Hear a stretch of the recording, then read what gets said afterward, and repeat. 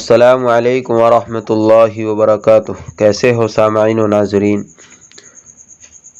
آپ سب کے سامنے مزدلفہ کے آداب بیان کیے جاتے ہیں۔ آداب نمبر 1، مزدلفہ میں رات گزارنا۔ آداب نمبر 2، پوری رات عبادت میں گزارنا۔ نوٹ: اگر تھکن یا دوسری کوئی مجبوری ہو تو سونے کی بھی گنجائش ہے۔ آداب نمبر 3، رمی جمار کے لیے کنکریاں مزدلفہ یا راستے سے لے لینا۔ آداب نمبر 4، مزدلفہ میں مغرب اور عشاء کی نماز ایک ساتھ پڑھنا۔